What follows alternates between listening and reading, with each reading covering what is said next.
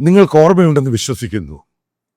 Ukraine president American president oval ഓഫീസിൽ നിന്നും അസ്പാറ്റ് അടിയുണ്ടായി പുറത്തുപോയി. അതിനുശേഷം അന്ന് രാത്രിയിൽ ഞാൻ ചെയ്ത വീഡിയോ അപ്പോൾ രാത്രിയിൽ തന്നെ അപ്ലോഡ് ചെയ്തു. അന്ന് ഞാൻ വളരെ കൃത്യമായിട്ട് പറഞ്ഞു, വളരെ മുൻപ്. അതിനുശേഷമാണ് മറ്റുള്ള പല ഇൻ്റർനാഷണൽ മീഡിയയും പ്രെഡിക്റ്റ് ചെയ്യുന്നത്. ഇതിൻ്റെ പ്രത്യാഘാതം വളരെ സീരിയസ് ആയിരിക്കും. കാരണം എത്രയും വേഗം യുദ്ധം നിന്നില്ല, സീസ് ഫയർ വന്നില്ല എങ്കിൽ അമേരിക്ക പിന്മാറും. കാരണം ആ രീതിയിൽ അമേരിക്കയെ അപമാനിച്ചിട്ടാണ് ഉക്രൈൻ പ്രസിഡന്റ് വ്ളാദിമിർ സെലൻസ്കി അവിടുന്ന് വിട്ടുപോയത്. പിന്നീട് അയാൾ ബ്രിട്ടനിൽ പോകുന്നു, മറ്റുള്ള രാജ്യങ്ങളിൽ പോകുന്നു, ഒരു അപ്പോളജി പറയുന്നു. എന്താണ് സംഭവം എന്നറിയോ? വളരെ സീരിയസ് ആയിട്ട് രണ്ടാമത് ഇയാൾ ചർച്ചയ്ക്ക് തയ്യാറാകുന്നു. അമേരിക്കൻ പ്രസിഡന്റ് അത് അമേരിക്കൻ കോൺഗ്രസിൽ പറയുന്നു. അമേരിക്ക കൃത്യമായിട്ട് പറഞ്ഞു, ഇനി അടുത്ത ചർച്ച ഉക്രൈൻ പ്രസിഡന്റ് ഇവിടെ വരേണ്ട ആവശ്യമൊന്നുമില്ല, സൗദി അറേബ്യയിൽ വെച്ച് ചർച്ച നടത്താം. പക്ഷെ ഒരു ഡിമാൻഡ് അമേരിക്ക വെച്ചു, ഉക്രൈൻ പ്രസിഡന്റ് ആ ചർച്ചയിൽ പങ്കെടുക്കാൻ പാടില്ല. ഇതാണ് ഈ ജോക്കർ എന്ന് പറയുന്നത് ഞാൻ അർത്ഥം. അന്ന് ഉക്രൈൻ പ്രസിഡന്റ് പ്രൈഡാണ്, ആത്മാഭിമാനമാണ്, മണ്ണാങ്കട്ടയാണ്. എത്ര പേര് പറഞ്ഞു എൻ്റെ അതിൻ്റെ തെങ്ങ് അടി വന്ന് നിങ്ങൾ എന്നെ കുറ്റപ്പെടുത്തി, ഞാൻ പറയുന്നത് ശരിയല്ല, ഇത് തെറ്റാണ്, അത് തെറ്റാണ്, ഇത് തെറ്റാണ്. ഇപ്പോഴത്തെ സിറ്റുവേഷൻ അറിയോ? വാറണ്ട്. ഗ്ലോബൽ മീഡിയ എല്ലാം റിപ്പോർട്ട് ചെയ്യുന്നു. കുഷക് റീജിയൻ, അതായത് ഉക്രൈൻ പട്ടാളക്കാർ ഓഗസ്റ്റിൽ പിടിച്ചെടുത്ത കുഷക് റീജിയൻ ഏകദേശം 600 സ്ക്വയർ കിലോമീറ്ററാണ്. ഇത് റഷ്യയുടെ വേറൊരു ഭാഗമാണ്. അകത്തോട് പട്ടാളക്കാരൊക്കെ കയറി. അമേരിക്കൻ സപ്പോർട്ടോടുകൂടി മനസ്സിലാക്കുക. ഒരിക്കലും വിചാരിക്കരുത് ഉക്രൈൻ പട്ടാളക്കാർ കേപ്പബിലിറ്റി ഉള്ളവരാണ്. അല്ല, ഈ അടുത്ത സമയത്താണ് അമേരിക്കൻ സഹായത്തോടു കൂടി ഒരു പട്ടാളത്തെ പോലും ഉണ്ടാക്കിയത്. കാരണം അവർക്ക് പ്രൊഫഷണൽ ഫോഴ്സ് ഇല്ലായിരുന്നു. ചില കാര്യങ്ങൾ നിങ്ങൾ പഠിച്ച് മനസ്സിലാക്കുക. ഞാൻ ഈ പറയുന്നത് നിങ്ങളത് ഡ്യൂ ഡെലിജൻസ് നിങ്ങൾ സെർച്ച് ചെയ്ത് നോക്കുക, ഞാനിത് പറയുന്നത് ശരിയാണോ അല്ലയോ എന്ന്. ഇപ്പോൾ ഉണ്ടായ സംഭവം 2 ദിവസം മുമ്പ് റിപ്പോർട്ട് ചെയ്യുന്നു. കാരണം അമേരിക്കൻ ഇൻ്റലിജൻസും അമേരിക്കൻ സാറ്റലൈറ്റ് സ്പൈയുടെ ഇമേജും അമേരിക്ക കൊടുക്കുന്ന സഹായവും വിഡ്രോ ചെയ്തു. 2 ദിവസമുള്ള ഡെവലപ്മെൻ്റാണ്. റഷ്യൻ സൈന്യം മുഴുവനും ഏകദേശം 10,000-ഓളം ഉക്രൈൻ സൈന്യത്തെ വളഞ്ഞു. ആലോചിച്ച് നോക്കുക. ഇവർക്കിപ്പം ഉക്രൈനിലോട്ട് പോകാൻ പറ്റത്തില്ല, അതുൾപ്പെടെയാണ് വളഞ്ഞിരിക്കുന്നത്. ചില പത്രങ്ങൾ 10,000 എഴുതിയേക്കുന്നു, ചില പത്രങ്ങൾ 13,000 എഴുതിയേക്കുന്നു. ഒരു കാര്യം ഉറപ്പ്, അവർക്ക് ഈ പറയുന്ന ഉക്രൈൻ കമാൻഡുമായിട്ടും ഹെഡ്ക്വാർട്ടേഴ്സുമായിട്ട് ടെലികമ്മ്യൂണിക്കേഷൻ ചെയ്യാൻ പറ്റുന്നില്ല. കാരണം സ്റ്റാർലിങ്ക് ആണ് ഉപയോഗിച്ചിരുന്നത്, അതും വിഡ്രോ ചെയ്തു. ഇതാണ് ഈ ജോക്കർ എന്ന് ഞാൻ പറഞ്ഞപ്പോൾ ഇപ്പോൾ പിടികിട്ടിയില്ല. എന്താണ് ഈ ജോക്കർ? 10,000 പട്ടാളക്കാരും ഈ പറയുന്ന റഷ്യ വളഞ്ഞിരിക്കുക. അവരോട് താക്കീത് കൊടുത്തിരിക്കുകയാണ്, ഇത്ര മണിക്കൂറിനുള്ളിൽ സറണ്ടർ ചെയ്യാൻ, അല്ലെങ്കിൽ കൊന്നുകളായി. അതോടനുബന്ധിച്ച് വായിക്കുക, മനസ്സിലാക്കുക. 4ഓളം റഷ്യൻ വില്ലേജുകൾ അവരുടെ കയ്യിൽ നിന്ന് പോയത്, ഓഗസ്റ്റിൽ നിന്ന് പോയി തിരിച്ചു പിടിച്ചു. ഇനി മറ്റൊരു സംഭവമൊക്കെ, ഡെവലപ്മെൻറ്റ് വളരെ സീരിയസ് ആണ്. ഉക്രൈനിലെ പല സിറ്റികളിലും അതിനെ ഗാർഡ് ചെയ്തുകൊണ്ടിരുന്ന ഉക്രൈൻ സൈന്യം അവിടുന്ന് പിന്മാറി. കാരണം അതിനെ കൗണ്ടർ അറ്റാക്ക് ചെയ്യാൻ ഈ ഉക്രൈൻ സൈന്യത്തിൻ്റെ കയ്യിൽ ഈ ഇമേജും സംഭവങ്ങളും അമേരിക്കൻ ഇൻ്റലിജൻസ് ഇല്ലാതായി. ഇത് സിമ്പിളായിട്ട് ആലോചിച്ച്, ഇത് ഞാൻ ഈ പറയുന്നത് റോക്കറ്റ് ടെക്നോളജി ഒന്നും അല്ല. ആദ്യം ഉക്രൈൻ സൈന്യത്തെ പറ്റി പഠിക്കുക, എവിടൊക്കെയാണ് അമേരിക്ക അവരെ ഹെൽപ്പ് ചെയ്യുന്നത് മനസ്സിലാക്കുക. അതിനുശേഷം നിങ്ങൾ ഓരോ കൺക്ലൂഷനിലെത്തുക. അതായത് ഉക്രൈൻ എന്ന് പറഞ്ഞ രാജ്യം പുറകെ പോയി കീവ് വരെ കയറി റഷ്യ തിരിച്ചോടിച്ചത് അമേരിക്കൻ വെപ്പൺസ് കൊണ്ടാണ്, അല്ലാതെ യൂറോപ്യൻ വെപ്പൺസ് കൊണ്ടല്ല. അപ്പോൾ അമേരിക്ക എല്ലാ രീതിയിലും അവർക്ക് സഹായം കൊടുത്തു. അതാണ് പറയുന്നത് 350 ബില്യൻ്റെ സഹായം കൊടുത്തു. എല്ലാം അമേരിക്കയാണ് കൊടുത്തത്. ഈ പറയുന്ന യൂറോപ്യൻ രാജ്യങ്ങൾ ചെറിയ രീതിയിലുള്ള സഹായം മാത്രമേ ചെയ്യാൻ പറ്റുള്ളൂ.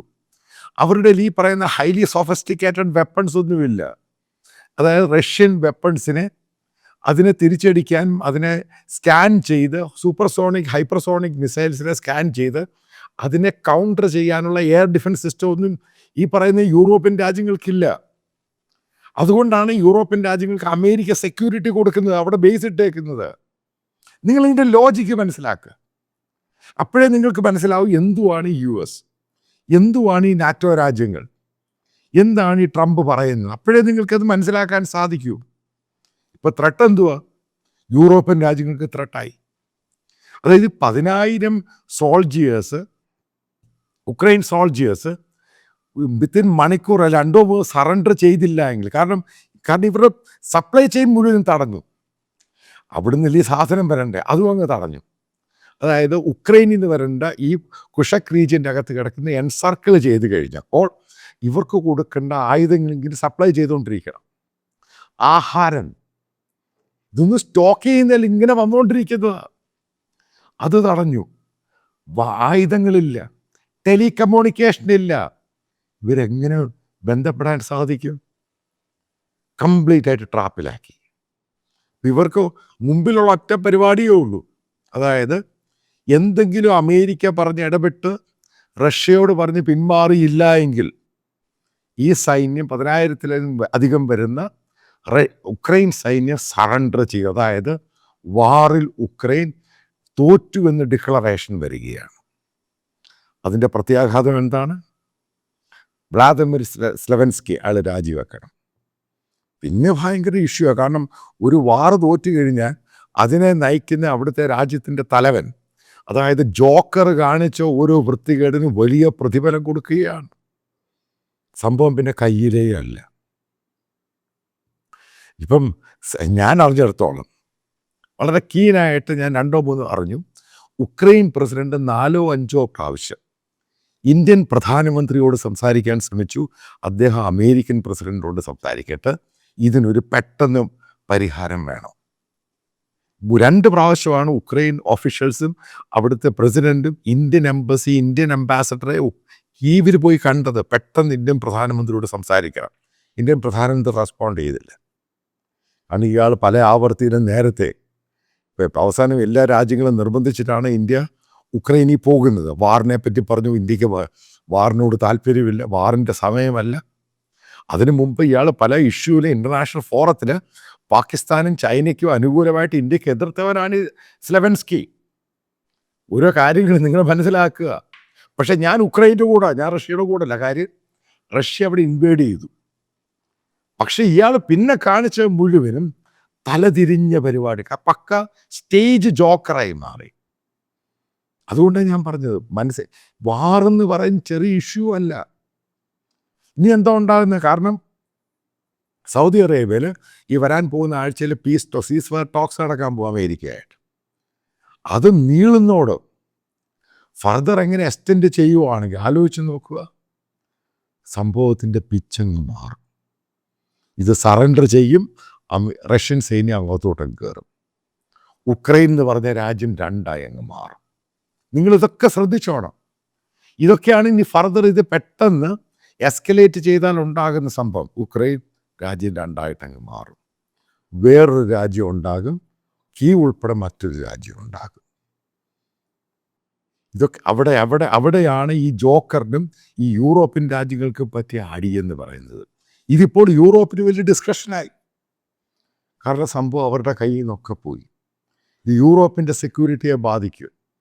ഇത്രയും നാളും ഈ ജോക്കർ സെലൻസ്കി നടത്തിയ മുഴുവനും അബദ്ധമാണ്. ഒരു കാരണവശാൽ അമേരിക്കയെ പിണക്കരുതായിരുന്നു. അയാളുടെ കയ്യിലുണ്ടായിരുന്ന ഗെയിം അതുകൊണ്ട് ഓവൽ ഓഫീസിൽ കൊണ്ട് കളഞ്ഞു കുളിച്ച് ഇയാൾ ഉദ്ദേശിച്ചപ്പെട്ടുള്ള യൂറോപ്യൻ രാജ്യങ്ങളൊക്കെ യൂറോപ്യൻ രാജ്യങ്ങൾക്കൊന്നും സഹായം ചെയ്യാൻ പറ്റത്തില്ല. യൂറോപ്യൻ രാജ്യങ്ങൾക്ക് എങ്ങനെ റഷ്യക്കെതിരെ അടിക്കാൻ പറ്റി? ഈ സന്ദർഭത്തിൽ അമേരിക്കയുടെ സഹായമില്ലെങ്കിൽ. കീർ സ്റ്റാമർ വളരെ കൃത്യമായിട്ട് പറഞ്ഞു കഴിഞ്ഞു, അമേരിക്കൻ ഹെൽപ്പ് ഉണ്ടെങ്കിൽ മാത്രമേ, അതായത് കോയിലേഷൻ ഫോഴ്സിനെ ഉക്രൈനിൽ കൊണ്ടുപോകാൻ പറ്റുള്ളൂ. കാരണം ഈ ബ്രിട്ടൻ്റെ കയ്യിൽ പോലും റഷ്യ ഉദ്ദേശിക്കുന്ന വെപ്പൺസിനെ കൗണ്ടർ ചെയ്യാനുള്ള സാധനമില്ല. അതതിൻ്റെ കാരണം. ഫ്രാൻസിൻ്റെ കയ്യിലും ഈ പറയുന്ന പോലെ ഇല്ല. കാരണം ഇവരുടെയൊക്കെ പൂർണ്ണ സെക്യൂരിറ്റി അമേരിക്കയുടെ കയ്യില്ല. ഇതതിൻ്റെ ഒരു കാരണം. ഇതൊക്കെ ഓരോ ഡെവലപ്മെൻറ്റ് വരുമ്പോഴേ എവിടെ ചെന്ന് നിൽക്കും. അതായത് ഉക്രൈൻ പ്രസിഡന്റ് ഇപ്പോൾ കാലെ പിടിക്കുക. അതാണ് ഇവൻ ജോക്കറാണെന്ന് ഞാൻ പറഞ്ഞപ്പം നിങ്ങൾ എന്നെ തെറി വിളിച്ചു. ഇപ്പോൾ ഉണ്ടാകുന്ന ഡെവലപ്മെൻറ്റ് അതിഭീകരമായ ഡെവലപ്മെൻറ്റാണ്. ഒരു രാജ്യം രണ്ടായിട്ടങ്ങ് പോവുക. അപ്പോൾ ആ രണ്ടായിട്ട് പോകുമ്പം ഇയാൾ രാജിവെച്ച് കഴിഞ്ഞാൽ പിന്നെ അവിടെ ഉക്രൈനിൽ നിൽക്കാൻ പറ്റുമോ? അതോട് ഇയാൾ തീർന്നു. എന്താണ് അമേരിക്കൻ ഡിമാൻഡ്? ഇയാളുടെ മുഖം ഇനിയും കാണാൻ പറ്റത്തില്ല ഒരു നെഗോസിയേഷനിൽ. ഞങ്ങളെ ഇവിടെ വന്ന് അവഹേളിച്ചിട്ട് പോയി. ഞങ്ങളാണ് ഇയാൾക്ക് സഹായം ചെയ്ത, ആ രാജ്യത്തിന് സഹായം ചെയ്തത്. ആ ജനങ്ങളോടൊപ്പം ഞങ്ങളുണ്ട്, പക്ഷേ ഇവനെ മാറ്റിയേ മതിയാകും. അതുകൊണ്ടാണ് ഒരു ചർച്ചയിൽ ഇയാൾ വരണ്ട. അതിൻ്റെ പേരിൽ ഇയാൾ സൗദി പ്രിൻസ് ക്രൗണിനെ കാണാൻ. ആലോചിച്ച് നോക്കുക. കിട്ടിയ ഗെയിം കയ്യിൽ നിന്നെടുത്ത് കളഞ്ഞിട്ട് ഇന്ന് ഒരു തുണിയില്ല തുള്ളിച്ചാടുക. ഇതാണ് ജോക്കർ. ഡിപ്ലോമസി എന്താണ്, ജോക്കർ എന്തുവാന്നുള്ള വ്യത്യാസം നിങ്ങൾക്ക് മനസ്സിലാകും. അമേരിക്ക ജസ്റ്റ് പിൻവലിഞ്ഞോളൂ 2 ദിവസം. പിക്ചർ മാറിയുണ്ട് വാറിൻ്റെ. എത്ര സിറ്റികളിലാണ് അറ്റാക്ക് ചെയ്യുന്നത്. കാരണം ഇവരിൽ ഒരു കുന്തവുമില്ല. മുഴുവൻ അമേരിക്കൻ സഹായമായിരുന്നു. അവർ പിന്മാറി, ഇവൻ്റെ വെടി തീർന്നു. ഇത് തന്നെ ഞാൻ നേരത്തെ പറഞ്ഞു. അമേരിക്ക എന്ന് പിന്മാറുന്നു, അന്ന് ഇവൻ തീരും. അതാണ് സംഭവിച്ചുകൊണ്ടിരിക്കുന്നത്. ഇനിയെങ്കിലും ഞാൻ ഈ പറഞ്ഞതൊക്കെ നിങ്ങൾ എന്നെ വിശ്വസിക്കേണ്ട. നിങ്ങൾ സ്വയമേ അനലൈസ് ചെയ്യുക.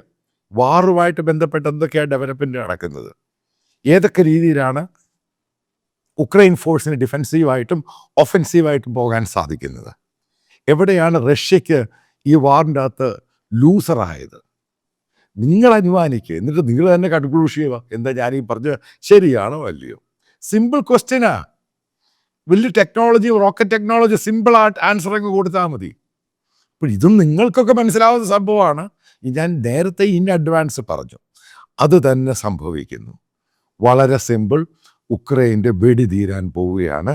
സ്ലെവൻസ്കി രാജിവെക്കുക, അല്ല ആ രാജ്യത്തു നിന്ന് ഒളിച്ചോടിപ്പോകും.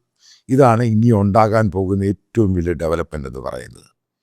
ഈ പറയുന്നത് ഒരു റിക്വസ്റ്റാണ്, പക്ഷേ ഇത് മാൻഡേറ്ററി അല്ല. ഈ ചാനൽ പൂർണ്ണമായിട്ടും ഫ്രീ ആയിരിക്കും.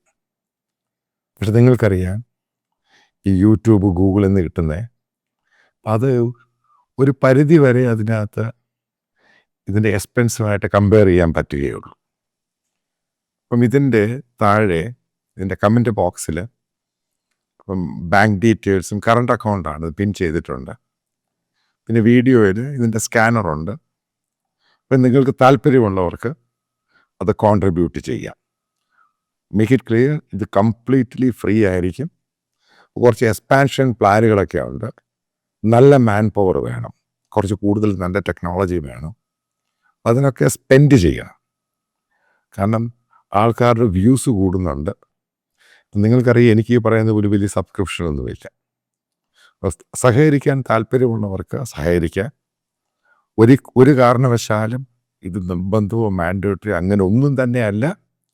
നിങ്ങൾക്ക് താല്പര്യമുള്ളത് മാത്രം വിശ്വസിക്കുന്ന നിങ്ങൾ ഇതിൽ കോൺട്രിബ്യൂട്ട് ചെയ്യുമെന്ന്.